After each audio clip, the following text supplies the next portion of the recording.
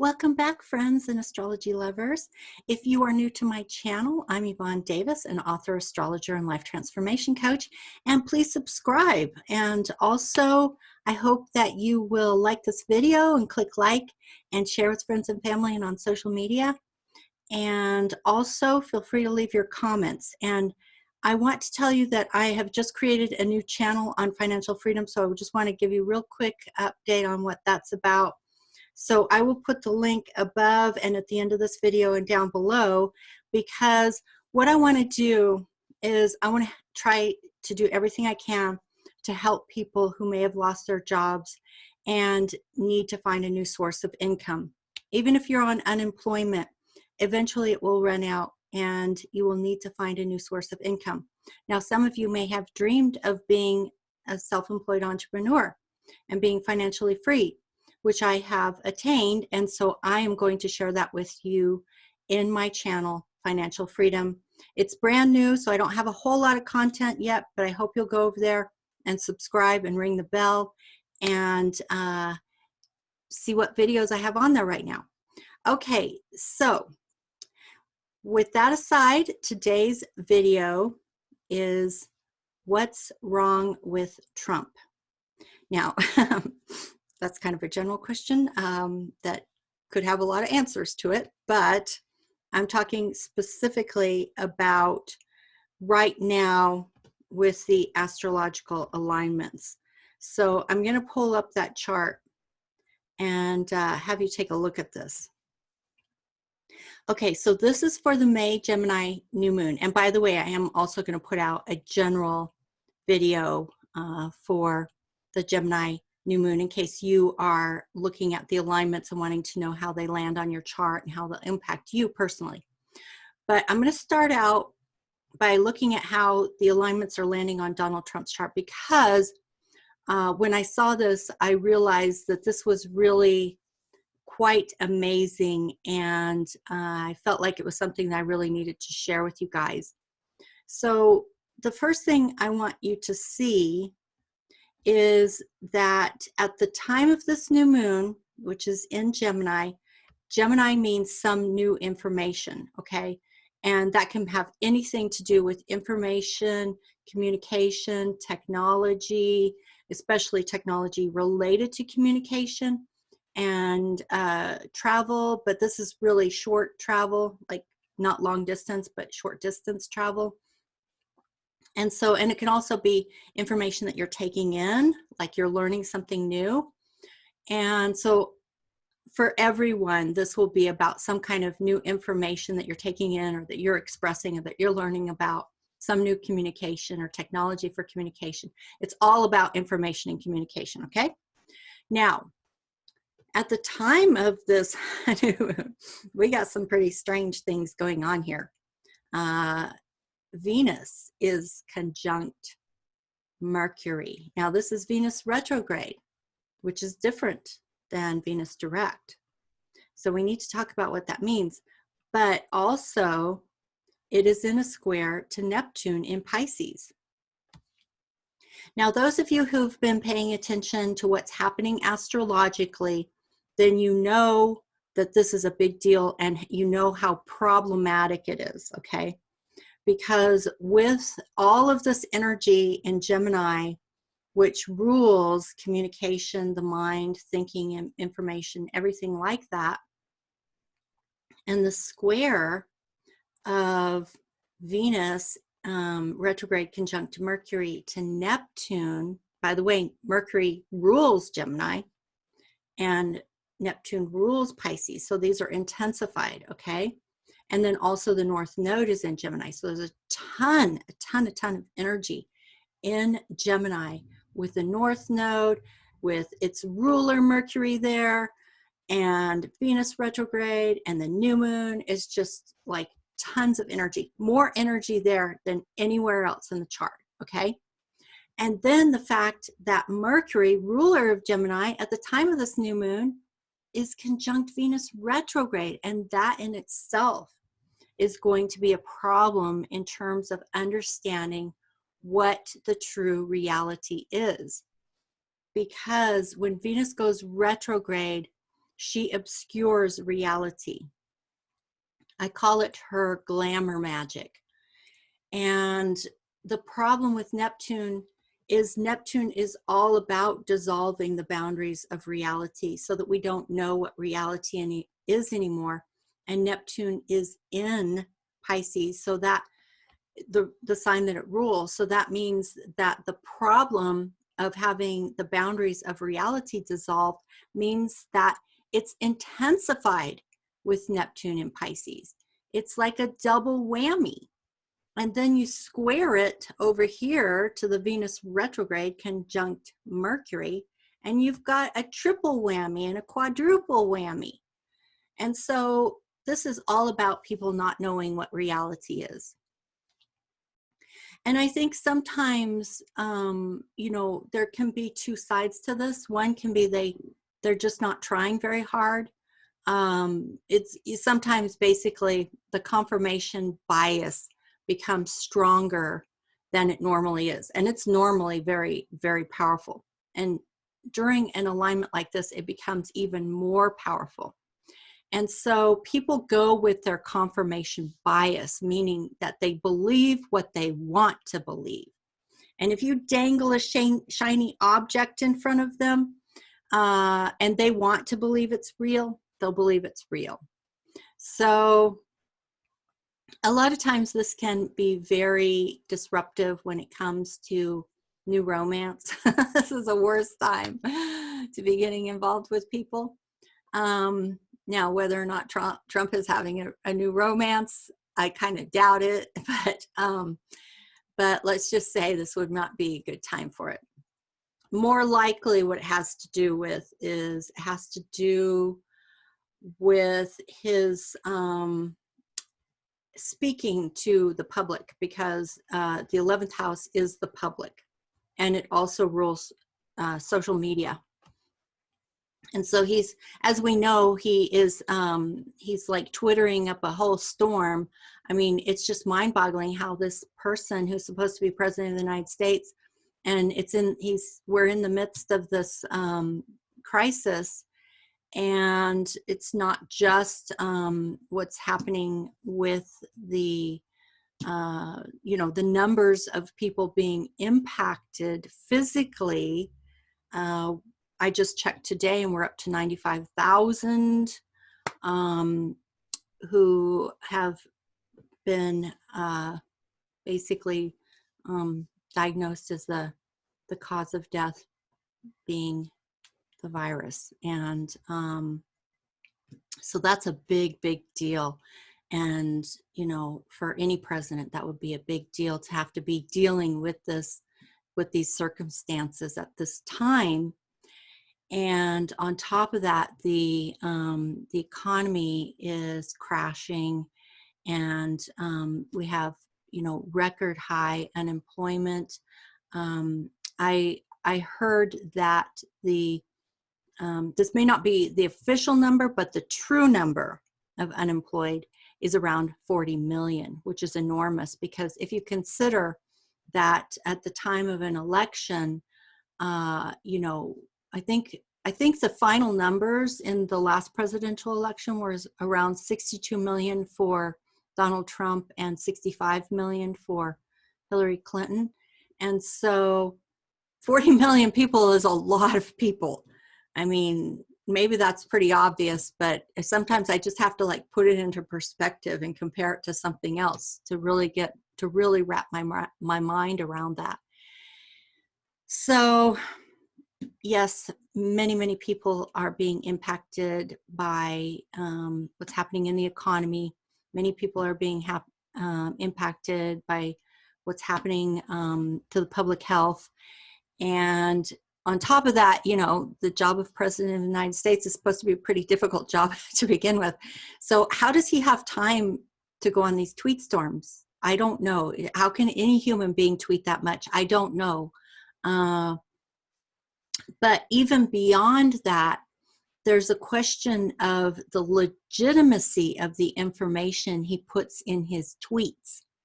And, you know, when people come in and they fact check, they find out that, you know, I mean, the lies have been so extreme. It's probably in the tens of thousands by now. I don't know how high it is. It's just like you reach a point where it's so high you stop counting, you know. So anyway, this is going to get even worse. It's not just the information that he's putting out, but, and the reason why I say this for him in particular is because it forms a T-square here with Venus and Mercury conjunct his north node and Sun, squaring Neptune at 20 degrees, and then forming a T-square down here to the south node of Moon, because he was born on a full moon eclipse, a total full moon eclipse. And so as you can see, his nodes are at 20 degrees, and the Venus retrograde conjunct Mercury is at 20 degrees, and Neptune is at 20 degrees. So that's very exact. Now, I think this may have serious repercussions, but I just first want to lay out everything that can unfold with this kind of alignment. So the first definitely has to do with information that he is sharing, okay? That's going to be very problematic. The second is information that he has in his head. Now, he's not in touch with reality, okay? This is impacting a lot of people, and he's clearly being very personally impacted by this, and he's having an inability to actually take in the information, the reality. He's having a hard time taking in the reality and being able to assimilate that into you know, his own worldview. He literally can't take it in as it exists in reality. So that's a problem. There can be other ways that this can manifest as well, because Neptune is in his 8th house, and the 8th house rules birth and death, and it also rules deep psychological transformation, intimacy, vulnerability, and joint finances and assets. And so he may be impacted in his finances. And, you know, we've been waiting a long time for information to be revealed. This could possibly reveal information that we've been waiting for about his joint finances, because that includes taxes and anything to do with joint finances. Joint finances means the money and finances and resources that you have tied up with some other organization. So that's why taxes are included, because they're tied up with the government and the IRS. But, you know, it can include anything: mortgages, loans, debt, credit, real estate that you own jointly with other people or organizations, anything like that. Okay, so it could be impacting him in that way, either with his finances or with information about his finances. It can also impact with, again, that sense of vulnerability and deep psychological transformation. I think he's having a hard time actually absorbing reality. So it could even be something to do with his brain, because Neptune, especially in the 8th house, can bring on life-threatening illnesses. Now, the illness itself that we're dealing with this year, 2020, is very much brought to us thanks to Neptune in Pisces, because Neptune rules illnesses and confinement and hospitalization. And being in Pisces, it's magnified, okay? And the sextile to Pluto down here in a 6th house of work and body means that the energy is flowing free. So Pluto is the ruler of the 8th house of birth, death, and deep psychological transformation. And the sextile to Neptune means that the energy is flowing more freely. It's easier for this energy of Pluto and Neptune to flow. That doesn't mean it brings good things. When it flows easily, sometimes it'll land on our charts in a way that helps us. But the simple fact that it's flowing easily just means it's doing its thing really easily. It's just like pouring that energy out. And that's what we've seen with our experience here in 2020. That Pluto, the god of the underworld, which again rules death,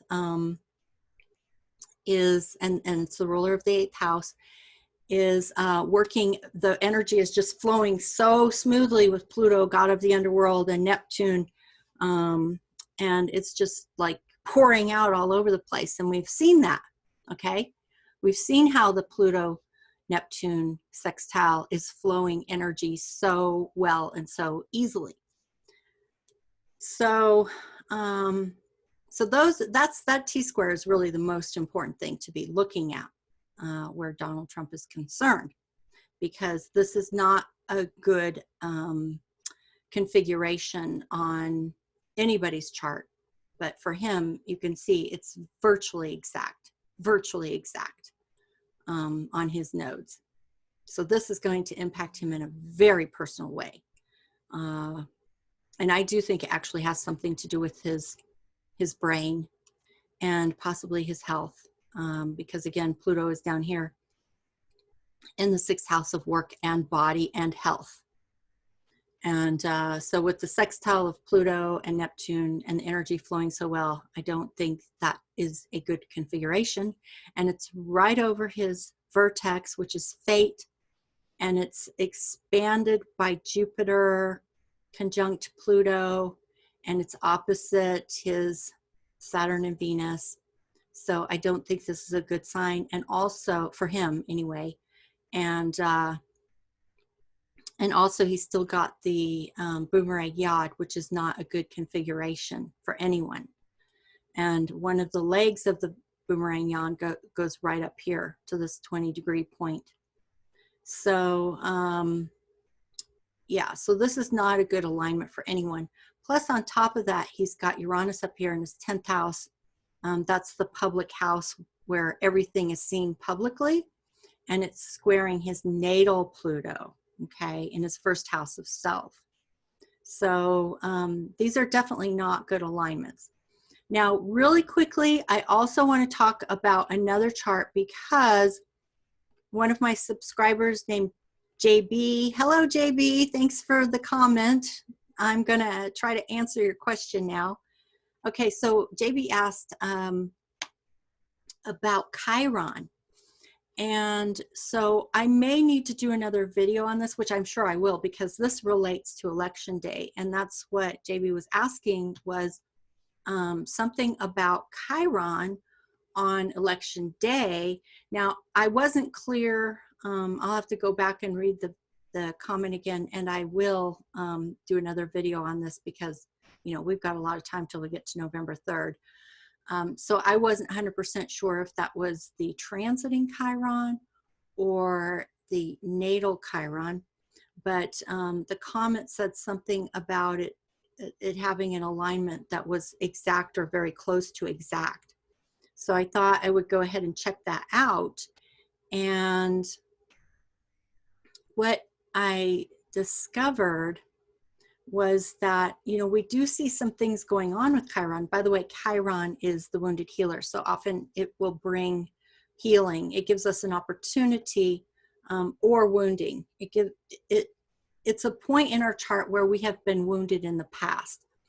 And we are given the opportunity to either re-wound ourselves or to move toward healing. And usually that has to do with consciousness. If you have developed your consciousness, you will have the opportunity for healing. If you have not developed your consciousness, you will probably re-wound yourself. So when I look at Chiron transiting, I do see a square to Mercury over here. And by the way, the 9th house is the way we broadcast information out into the world, and it does rule politics. It rules law, everything to do with law, legalities, courts, legal cases, and politics, and the way we broadcast information out into the world. So there may be a wounding there, and I've no doubt it goes back to something in the past, because one, that's the way Chiron usually works. It's kicking up some wounding from the past. This is information, hidden information. So I think that something could very easily come out that could feel very wounding to him. And then when I looked at his natal Chiron, what I saw is that it is being impacted by an opposition to Mars retrograde at the time of the election. So again, and these are again the houses of information. The third house is local information, meaning your own mind, the way you take in information, think about it, process it, create your reality, and the way you express it, and all the technologies and ways of communicating information. So there's something there in the third house, that there's this deep, deep wounding there that continues to get activated whenever something is in conjunction or opposition or square to that Chiron. So as we can see, we actually do have an opposition of the Mars retrograde to Chiron in this house of information and politics and law. So something's going on here, up here in the ninth house, related to the legal cases, politics, everything around that. And so to have Chiron and Mars retrograde in that house would not be favorable. And then again, it is making an opposition to his Chiron. So I just wanted to check and see if there was anything else that was possibly impacting it. And I didn't see anything else. But if you're listening, JB, or anyone else who's looking at this, if you see something that jumps out at you, then feel free to leave a comment. We've still got the square of Neptune here over his nodes. And at the time of the election, the North Node, that was the one thing that really makes me uncomfortable about making any predictions regarding the election. I did make one attempt, but I've really come to the conclusion that it's not for me to predict the election. It's not for me to say who's going to win the election. That's for the American public to do. You know, it's not for me to do it. It's not for any astrologer to do it. It's not for the media to do it. It's not for the polls to do it. It's for the American people. You know, it's yours to decide, and not mine to decide. And so I'm not going to make any predictions about who's going to win the election. Not just because I don't feel ethically comfortable with it, but secondly, because I just think that this election itself is going to be so bizarre. And because the full moon is literally conjunct Uranus just days before the election, which means that there is going to be something totally shocking and surprising that bursts on the scene and completely disrupts things. I'm not even sure if we will actually have an election or if we will know who the president is. I fear it may be another Gore-Bush kind of scenario, which was even more disruptive than what happened with Clinton and Trump. So yeah, I just can't even trust that the elections are going to go off normally. So I think in this case, with the unpredictability and disruptiveness of Uranus, it's impossible for any astrologer to predict. And I listen to other astrologers, and I don't think anyone can predict who will win the election, or how it will even work out, or if it will even happen. You know, I mean, that's the kind of thing that Uranus does. It just throws a wrench into the system, and no one can predict it. It comes out of nowhere, just completely comes out of the blue. It's the lightning struck tower. So it is literally unpredictable. And some people may think that that's shying away, but as an astrologer, I have every right to put boundaries around what I feel ethically comfortable doing. And so, if people think that that's the easy way out, that's fine. I don't care. I don't think it's my business to be saying who the president's going to be. I think it's the American public's business to say who the next president will be. And of course, divine wisdom, divine intelligence, divine justice as well. And sometimes divine wisdom and divine justice is not what we expect. But there is always a reason behind it, and we will find out what that is when it shows up in the form of Uranus's lightning bolt.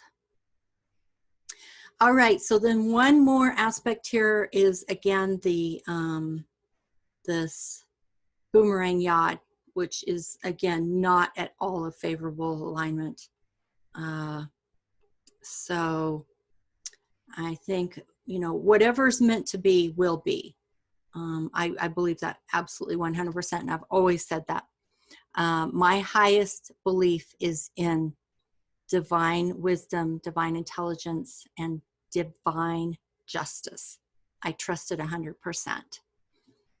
So I'm going to leave it there for now, and I hope that you enjoyed this video and that you got a lot out of it. There's certainly a lot of food for thought in those charts. And again, I will be doing another general new moon in Gemini for all of you who are curious how that's going to land on your chart. I'll talk more about that in the general video. So if you have not subscribed, please subscribe to this channel, ring the bell for notifications, share with friends and family and on social media, and leave your comments below. And also, please do check out my financial freedom videos and subscribe to that channel and ring the bell on that channel so that you can get the new content that's coming up, because there isn't a whole lot now, but there is some that you may find interesting. And just go ahead and, you know, subscribe and ring the bell, and then you'll start to get all of my financial freedom videos. And if you want more face-to-face contact with me, come on over to my Patreon channel, where I am having exclusive content. My goal is to put up at least one exclusive video every week and do a group Zoom session at least every 2 weeks. That's the minimum. Sometimes I can do more than that, but at least that much. That's my goal. So if you want face-to-face immediate interaction with me, then come on over to Facebook and become a patron. And you'll also receive free gifts, a free birth chart for the $5 tier, and for the $10 tier, a free birth chart and a free ebook of your choice. Because I have 2 that I have published. And those are real books. They're not just, you know, like tiny little smears. They're real books. So I think that's it for today. And thank you so much for being a part of my channel. And I hope I'll see you over at my Financial Freedom channel as well. So I will see you in the next video. Take care. Bye-bye.